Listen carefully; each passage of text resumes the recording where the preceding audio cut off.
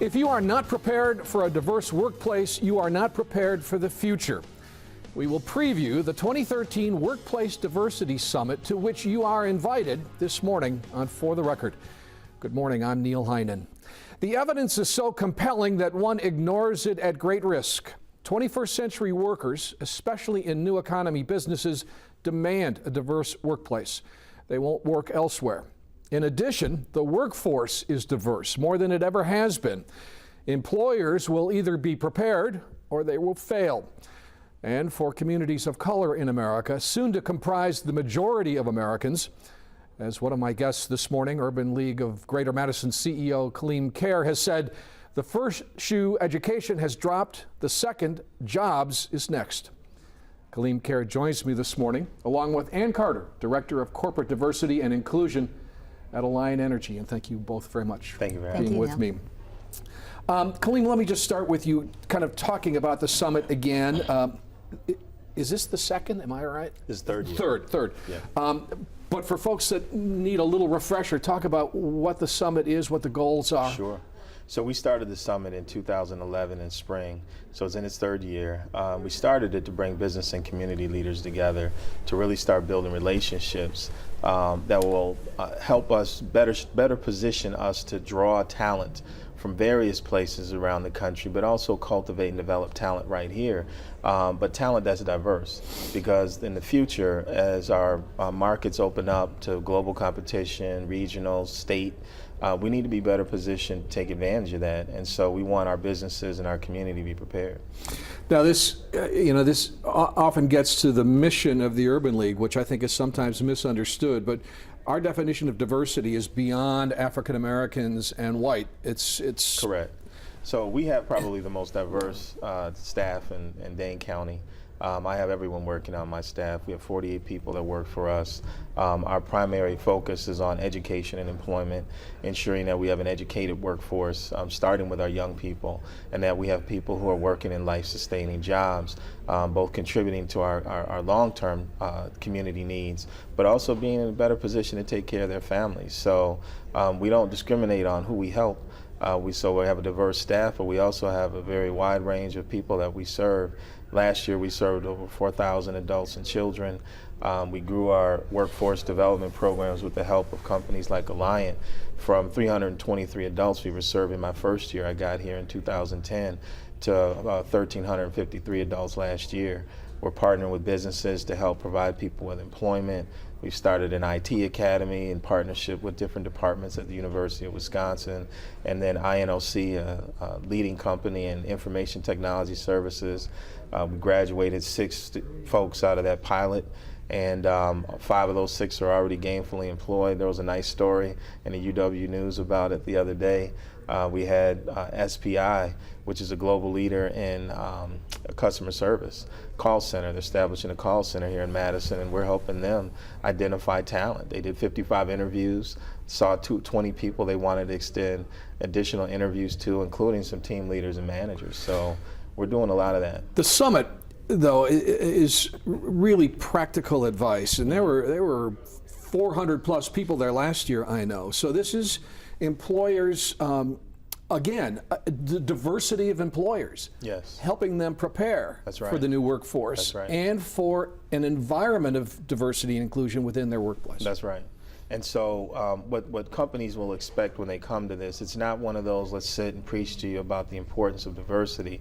It's really, how do we construct an environment within our organization where these emerging leaders, these young emerging leaders that, they want to arrive now, they want to innovate, they want to do great things. How do we work them into our workforce in a way that continues to drive our productivity and our success, but also meets their personal and professional growth expectations as well? But then there are individuals, whether they're African American, Latino, or otherwise, the marketplace is as diverse as they are, and you want these people in your organizations in all levels, management, executive board, line staff, because they'll be able to meet and help you cultivate and innovate your organization to those different market needs and interests. Yeah. And so we want Madison, this is my hometown, you know, I want this region, our communities to be the best in the country. And right now we're the second largest provider of workforce training, second to Madison College. And we want to do more, and so partnering with companies like Alliant Energy is helping us do that. And I'm really interested in your perspective, in part because Alliant is such an important community partner in a lot of ways, in a lot of civic measures.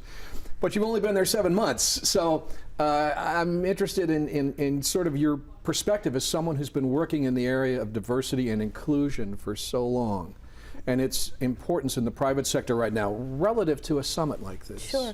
Well, let's start with Alliant Energy. I mean, Alliant Energy and the Urban League of Greater Madison have had a long-standing partnership, and so being a sponsor, being involved with the summit, really, that's just a natural extension of the relationship. I think we agree, diversity is still a topic that is difficult for many people to discuss openly, and it is misunderstood and mysterious for many. And so it's important to provide opportunities for the community to come together, to be able to engage in authentic dialogue. And so, as the two of you have just discussed, there really are, we have a wide range of organizations that are coming forward to share what is working for them and to be transparent enough so that we can all learn from each other. And so I'm very optimistic based on, yes, what I have experienced even in other markets of what a summit like this means to the Greater Madison community. Just as we think about where we are sort of in a historical timeline, in terms of business communities viewing this as a strategic business goal, not as a social goal, but as something that's really important to the success of their business. There has been a continuum. I'm not going to cite an exact starting point. I think I'm going to go back to sort of civil rights progressing into affirmative action and kind of evolving, if you will, into diversity and inclusion. I've been working in this diversity and inclusion space for about 10 years now. And my entry, if you will, started because I became aware at that time that there are Fortune 500 companies that pursue diversity as a business strategy. Now, that didn't start 10 years ago. For many corporations, that's been the case for 20 years and more. What strikes me today is it's 2013, and in many respects, there's still so many hurdles that have yet to be overcome that we know conferences and summits like this are critical. Now, just bring that home to Sure. Madison, Kaleem. I'll give you a good example. We partnered with the Madison Metropolitan School District, one of the area's largest employers, and one of their leaders in HR said to, our vice president, Mark Richardson, that she got it. And what she meant by that was, what we sell our businesses on is, diversity is good for you. We believe diversity drives innovation, which ultimately drives growth. You can't innovate if you don't have different people in your environment working on similar problems, problem solving, et cetera. That's the business case for diversity. But the community case for it is, if we're seeing poverty grow in our community, if we're seeing children struggle in our schools, and we know that relates to their families not having what they need, when you employ a parent, you could literally transform a generation of young people, because you give that family what they need. You help them fulfill their basic needs. So you take a family, we see a lot of people unemployed and underemployed. We get tears in our eyes every time we hear these great stories, like I heard last night from a young man who came through our Customer Service Academy. One of our partners there is US Cellular. And he said, Kaleem, he said, man, they're sending me Chicago to go through this management training. He said, I'm going to be a manager in this organization. And he's only been there a year. And so when you hear stories like that, his wife was at this, and it was a meeting with our superintendent with African American parents last night. And so what we've seen is that when parents are employed, they are engaged, right? When they're not employed, they're struggling and trying to figure out, how do I make ends meet? How do I make my way? And that doesn't matter if they could have a PhD. If you're out of work, whether you have a PhD or you have a high school diploma or not, you suffer and struggle the same way. So employers can have an impact within their business and an impact on the community. We're going to continue talking about the upcoming Workplace Diversity and Leadership Summit when we come back right after this.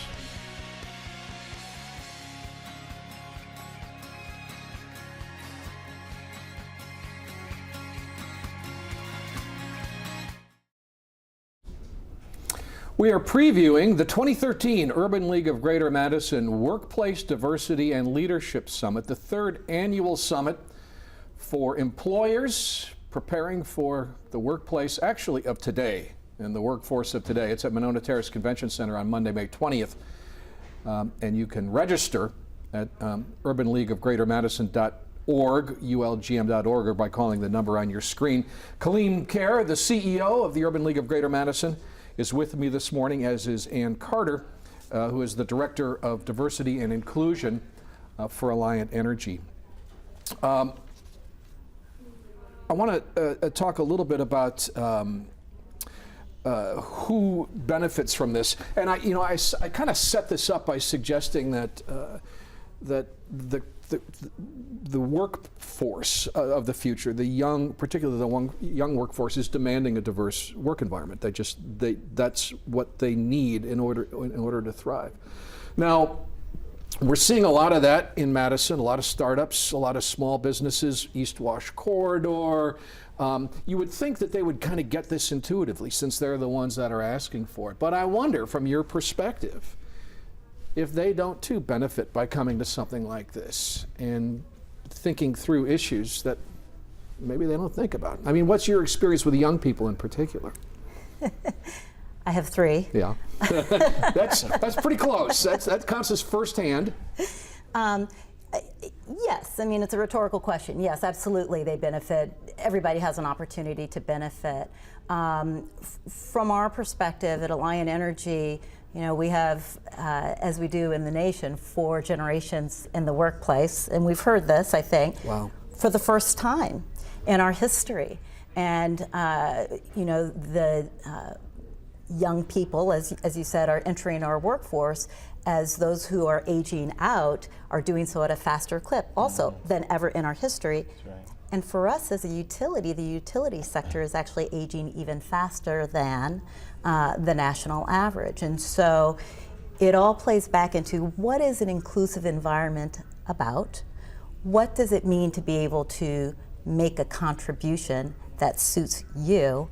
And what does it mean to have a sense of belonging? So at Alliant, when we use the word respect, to express our commitment to diversity and inclusion. And we are committed to treating people with respect, and we strive to create a workplace where people from diverse backgrounds, talents, and perspectives feel like they belong. And so diversity is all about differences. Differences that make individuals unique, differences that give individuals unique perspectives. And so whether it's that youthful perspective or that mature perspective, or you fill in the blank perspective, all has to do with, how do we gain a sense of belonging in an organization so that we are making a contribution and sustaining an inclusive environment. So yes, everybody stands to learn from this that's really a good experience. point, though, because multi-generational, that's inclusion and diversity as well. And I always like to remind people that, because it's just something that's important to me, people with disabilities is part of diversity and inclusion too. White men are part of diversity and inclusion. Some people miss that. When we talk about diversity, you're not leaving anybody off the table. Yeah. And there are cultural aspects, shared norms. That's what culture means, right? Among different individual groups of people, different people and where they live. Madison being a bigger, wider playground for people. You'll have people from various ways of thinking in one place. You go to a really smaller community, you'll have a smaller amount of diversity, but it'll still be there. But we have to think about, what do white men need in order to be able to feel successful in the workplace as well. Yeah. 85% of what we all want, we share in common. There are those other 15% that make us different. But as employers, we've got to make sure that we can't give everybody what they need, but we've got to be able to find a way to help people feel like they're valued. Speaking of white men, we did have one lined up for this show. Paul Jaden, the CEO of Thrive, very much wanted to be here and was unable to be here. But it was important that that he had wanted to come out, because this whole regional economic development entity, and you're playing a role in that, is is one that should be pretty evident, I would think, at this summit. So Ann and I are co-chairing one of the strands of Thrive, which is around regional leadership, cooperation, and diversity. And so we went through at a number of meetings. We put forward some great recommendations. Paul's been in all of those meetings with his team. I don't want to get ahead of him, but the way we view Thrive, and we're partnering on the summit even, is that Thrive is able to reach an 8-county region of companies, employers, citizens, and that is their job, to help cultivate economic development in that broad region. And there's a growing and diverse population in Correct. all of those counties, all of those right? counties, that's right. And so what our role is to help facilitate the diversity part of it, bringing more community leaders and business leaders to the table, but also providing Thrive with that access point to communities of color, even young professionals that the Urban League can help with. But neither one of us are going to be successful if both of us aren't successful, and all these other organizations that do good work. People wonder, why is the Urban League involved in economic development if your focus is education and employment? If we don't grow the number of jobs and sustain the number of jobs and have a competitive economy in the future, then the people that we're trying to get employed won't have a place to go to work. Families who don't work will have a negative impact on their children's education, most likely. So we see it's imperative, it's a business imperative for us, that our region remains strong and companies like Alliant can continue to employ people, so we can provide them with good people and be a part of that discussion also. It's a shared win for all of us. Yeah. We're going to talk about a few more details of the summit, including the featured speaker, when we come back right after this.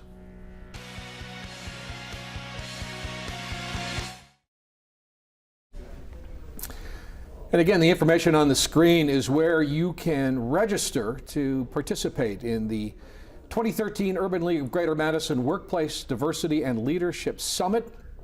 It's a day-long event. It is open to anyone who is interested.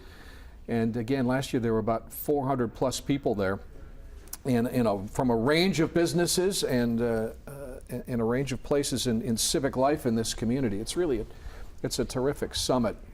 And with me, Kaleem Caire, the CEO of the Urban League of Greater Madison, and Ann Carter, who's the Director of Corporate Diversity and Inclusion for Alliant Energy.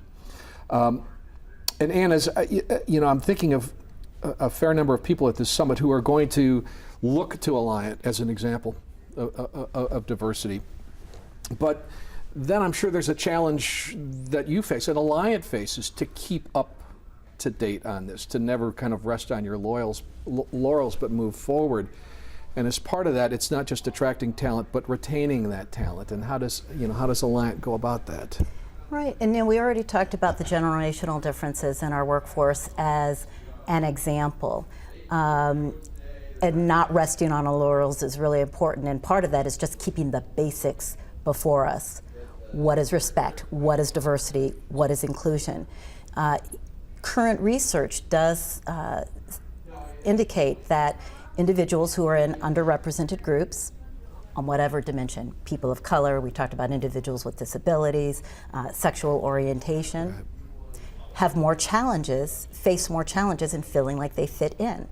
And so in order to achieve an inclusive environment, our organization, our leaders need to walk the talk, and all of us need to understand that having respect for each other is what it takes to create an environment where people feel like they can make a contribution based on their unique perspective. A place where not only they want to work, but feel like they belong and feel like they can make a contribution. And would it be right to just say that, you know, to some degree, this needs to be a corporate strategy of opportunity, promotion, people seeing the opportunity to get ahead, in addition to really one-on-one stuff where someone has a resource they can go to and say, you know, I'm uncomfortable here, or I don't know how to talk about this. So it sounds like you're doing my job for me. Yeah. So, you know, I'm not trying to. No, but it's great. I love it. It's you're absolutely right. It's a combination of that one-on-one. We talked earlier about diversity can be a difficult topic to discuss for some. We want to make it easy to discuss. That makes it easier for us all to act upon. So I do serve as a resource in the organization. Professional development is critical for us. That happens from a leadership standpoint, from a coaching standpoint, and then on a broader spectrum of workforce development is the environment. And so we have employee resource groups that gives, for example, our employees an opportunity for professional development, for networking inside and outside the company, and for involvement in the community, volunteering with organizations like the Urban League of Greater Madison. So it really is a multi-pronged strategy. Kaleem, just talk a little bit about the speakers. I noticed there are always really terrific speakers throughout the day. I think our friend Kwame Salter is coming back again, and he gave really great practical advice. But the featured speaker is a guy named Steve Robbins, and what's his? So Steve is going to headline this for us this year, and this year it's really about working to establish a culture within our organization. So there's going to be a lot more hands-on work and thought going on. But Steve is a social psychologist. He's out of Michigan. He's worked with Fortune 100 companies. He's worked with Disney. He's worked with a range of companies one that moved to India recently and opened up an office there and wanted to figure out how do we ensure that our workforce here in the United States is also reflective of the needs of folks in India, because we will be working with them, but how do we create our culture in India in a way that is going to be impactful in that community and get results. And so what he's going to come and talk about, one of these things is unconscious bias and how all of us have it. We had him here last year with the Madison Area Diversity Roundtable and a couple of other folks, but he met with some CEOs. CEO of M3, Unity was there, UW Health was involved with this, and just a small group of us to take us through this exercise. 1 minute left. And what we learned, we went through an animal exercise and a right-hand, left-hand exercise, and what we learned was each of us bring things to the table where we will unconsciously avoid or not support or inhibit another person's progress.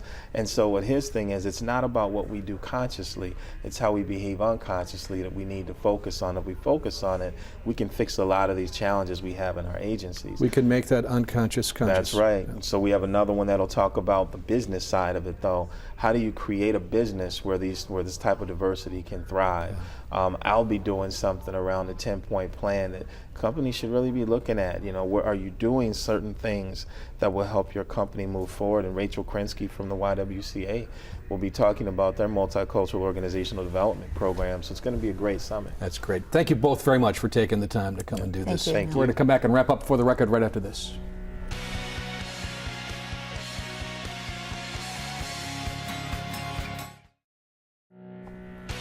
My thanks to Ann and Kaleem for joining me this morning. Enjoy the rest of your Mother's Day. We'll see you next Sunday for another For the Record.